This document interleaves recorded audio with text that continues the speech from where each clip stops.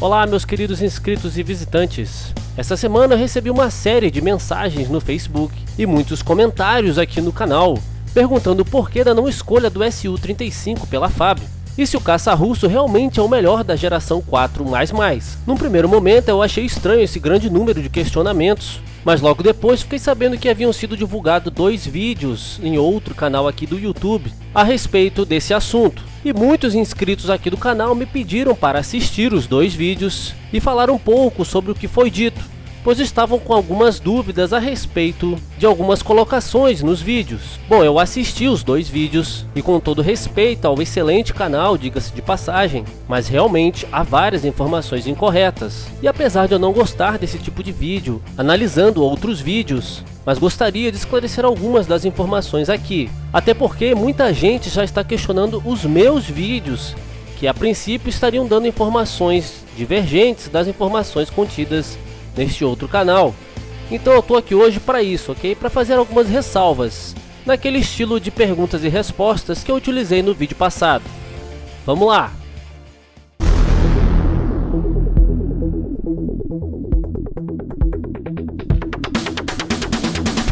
Esta pergunta depende de uma série de fatores e não se pode afirmar categoricamente a superioridade absoluta do caça russo.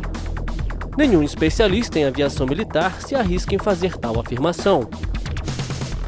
O Su-35 realmente é uma formidável plataforma de combate, mas há outros ótimos jatos nesta categoria, como o Eurofighter Typhoon, que inclusive possui maior capacidade externa de armamentos e maior número de hardpoints, além de um valor de RCS muito menor e um radar equivalente ao caça russo, possuindo inclusive melhor performance no que se refere à razão de subida e teto de serviço.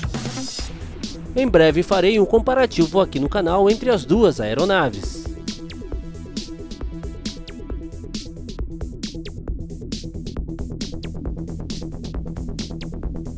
No comparativo entre o Su-35 e o Gripen NG, a superioridade do caça russo no que se refere à capacidade de armamentos realmente é indiscutível.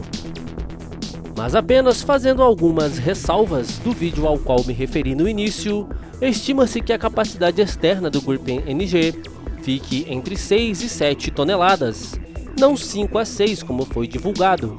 E o Sukhoi não possui 14 hardpoints, como foi dito em um dos vídeos, quando na verdade possui 12, tendo portanto 2 hardpoints a mais que o jato sueco. Mas em alguns aspectos muito importantes na guerra aérea moderna, como a relação radar RCS e Super Cruise, dos quais falarei daqui a pouco, o Gripen se mostra superior ao Su-35.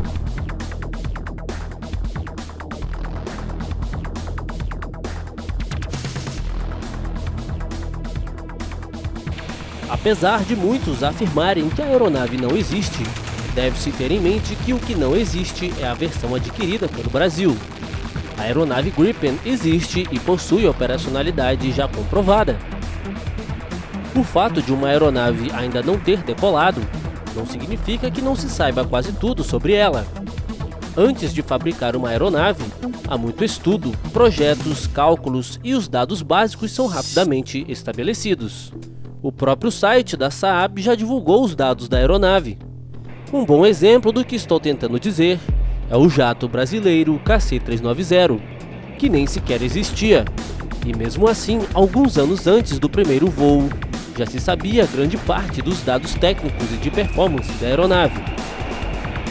Na verdade, o que ainda falta no NG são testes finais e validação completa do novo software da aeronave, o chamado Design Modular Integrado de Aviônicos, que já existe e está em funcionamento, mas como qualquer componente aeronáutico, precisa de uma série exaustiva de testes e validações para confirmar sua eficácia e estabilidade.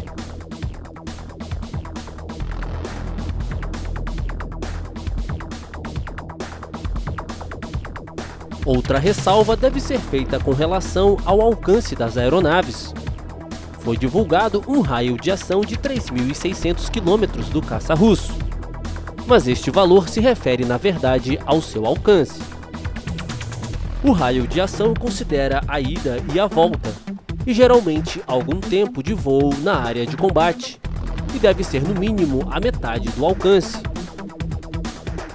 Ou seja, para que o Su-35 tivesse os 3.600 km de raio de ação, ele deveria possuir no mínimo 7.200 km de alcance máximo, o que sabemos que é um valor altíssimo para qualquer caça.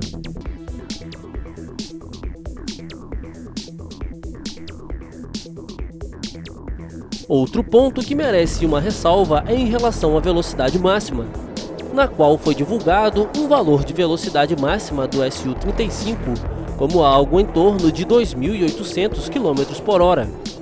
Como pode o Su-35 possuir um índice de Mach inferior ao Su-27 e ter uma velocidade máxima superior? O fato é que foi feita a conversão pura do índice de Mach 2.25, quando na verdade deveria se considerar que tal índice varia com a altitude e temperatura. Fazendo a conversão, tem-se que a velocidade máxima do Su-35 gira em torno dos 2.390 km/h. Como exemplo, podemos citar o Su-27, que possui um índice de Mach superior, em torno dos 2.35, e uma velocidade máxima amplamente divulgada como em torno de 2.500 km/h. Se não fosse feita a conversão, sua velocidade máxima seria algo em torno dos 2.900 km/h, o que sabemos que não condiz com a realidade.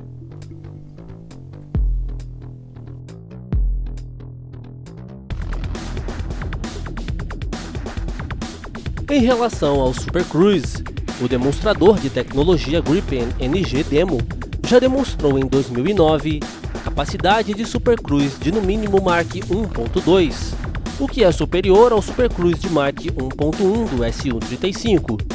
Outro aspecto de grande importância a ser considerado é a relação radar-RCS, que sempre menciono por aqui no canal. O RCS, em termos breves, seria a refletividade da aeronave em radares inimigos. Quanto maior o valor de RCS, mais facilmente a aeronave será detectada. O fato de uma aeronave possuir um grande radar, com grande alcance de detecção, não garante que ela irá enxergar aeronaves inimigas mais rapidamente. O Su-35 possui um dos melhores radares instalados em um caça da atualidade, e mesmo passando por muitos refinamentos, ainda possui um valor de RCS cerca de 10 a 20 vezes maior que do Gripen, por ser um desenho com certa idade e possuir grandes dimensões. Isto significa que o Gripen NG detecta o Su-35 a uma distância superior, aumentando as chances de vitória em combates a grandes distâncias.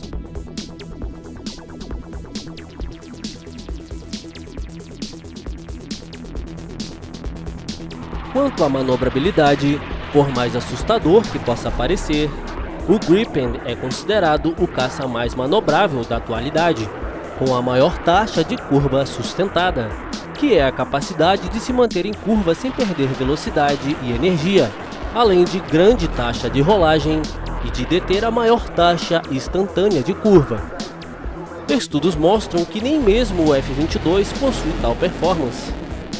Neste quadro podemos observar tais dados. O Su-35, mesmo com motores de empuxo vetorado, que são muito úteis em manobras evasivas e operando em grande ângulo de ataque, perde energia mais rapidamente e acaba ficando atrás de jatos como o Typhoon, o Rafale e o Gripen.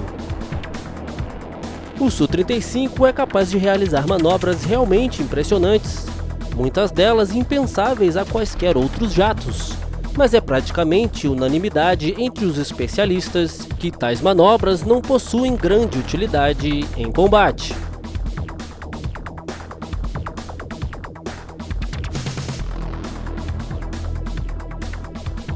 Este aspecto é um dos mais polêmicos e não é bem assim como dito nos dois vídeos do outro canal.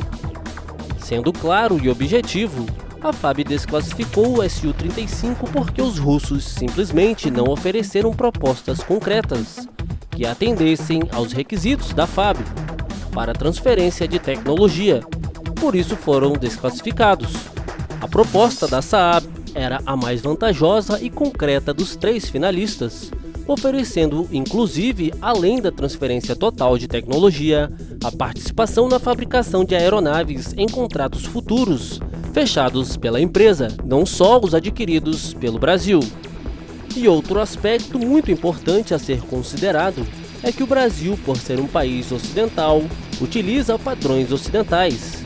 A adoção de um jato construído fora desses padrões representa muitas complicações na conversão para os nossos padrões, como aconteceu na introdução em serviço do helicóptero Mi-35 na FAB. E isso que foram adquiridos apenas 12 aparelhos. Imaginem cerca de 120 caças com tecnologia e sistemas muito mais complexos.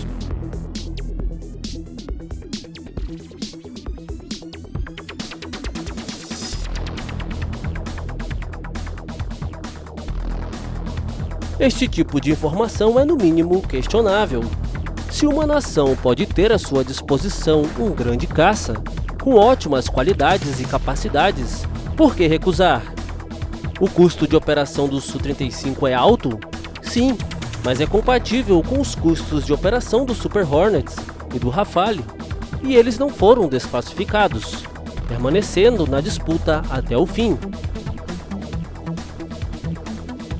O fato que realmente pesou pela saída do jato russo não foi nem seus custos operacionais, nem mesmo seu preço, que ao contrário do que foi dito num dos vídeos em análise, não é o mais alto entre os caças de quarta geração, já que o próprio Rafale é bem mais caro. O que realmente contribuiu para a saída do Su-35 da disputa foi o fator transferência de tecnologia, que era o ponto-chave das negociações e que, como dito anteriormente, não foi oferecido pelos russos de modo aceitável a ponto de ser benéfico para o nosso país.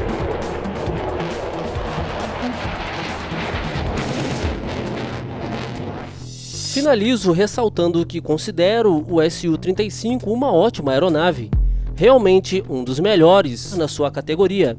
E este vídeo foi feito apenas na intenção de esclarecer fatos e dados divulgados em outro canal, sem a intenção de denegrir ou menosprezar o trabalho do colega, que inclusive sempre faço questão de ressaltar que se trata do melhor canal de conteúdo militar do YouTube, mas que acabaram gerando certa dúvida e até mesmo algumas contradições com o que tenho dito aqui, e mereciam maiores esclarecimentos.